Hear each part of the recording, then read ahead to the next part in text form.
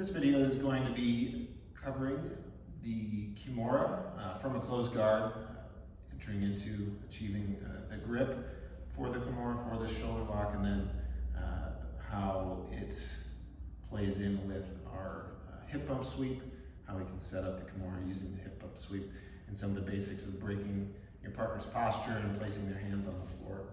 So initially, easiest way to show this is, right, as we were looking at it in a full guard, right, I have my legs locked around my partner, I'm drawing my heels to my butt in order to close our hips together, right, knees pulling up toward our chest to elevate our partner's hips, right, placing weight into their hands. I have multiple ways that I can break the grip on my ribs here, either opening up the elbows away from our partner's ribs or diving our hands underneath the wrists and swimming up and over. However we get there to place our partner's hands on the floor, right, we have two options. I have the option to move to either arm.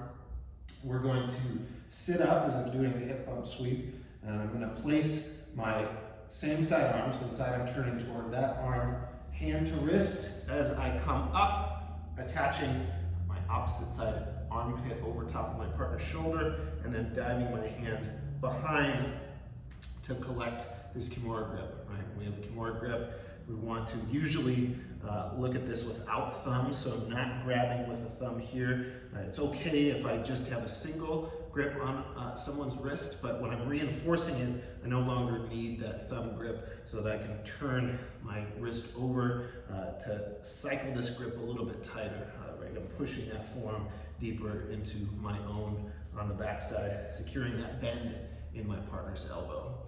Right. Once I have this control of my partner's shoulder, of my partner's arm, right, we're going to extend the same side leg to rotate our hips free to that side. Right. My goal here is to move myself more into a side angle, almost a perpendicular angle of my spine to my partner's, but staying on my side.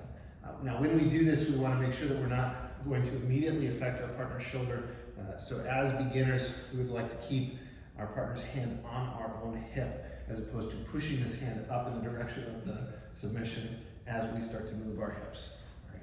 I'm attempting to move myself to the point where I have my inside foot on my partner's far hip. My top side leg is going knee up over top of the shoulder. Right? Clamping down here, making sure that we maintain the grip on our partner's arm. Right? Hand on our hip, knees tight together. We're turning and facing toward our partner's head, and then we're going to take their wrist and drag it up the line of our own femur, right, toward our knee. I'm keeping downward pressure on the shoulder as I do this, looking for that tap. Again, just to illustrate the other side here, right, when I place my partner's hand on the floor, I can come up to lock into the Kimura. When I fall back, I'm rotating my hips free toward the side of the wrist that we're trapping. Right? My bottom side leg is posting on the far hip. Top side knee is going over top of the shoulder. Right? We're cycling this grip through, keeping a bend in the elbow. The further that the elbow extends, the more rotation my partner's shoulder will have. Easier it is for them to release their arm. Right?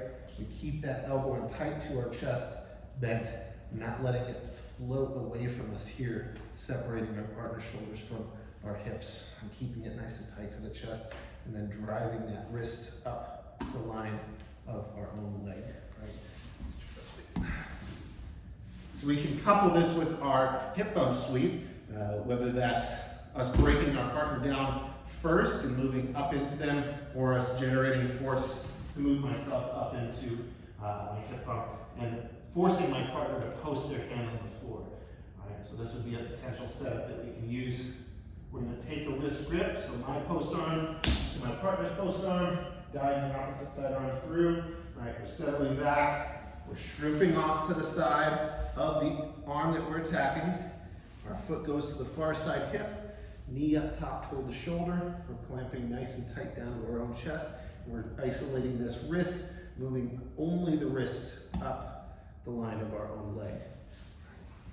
Same thing, other side. This time, if I'm breaking my partner's posture, I'm going to come up to try this hip bump sweep. Not necessary, right, that I actually attempt to. Right?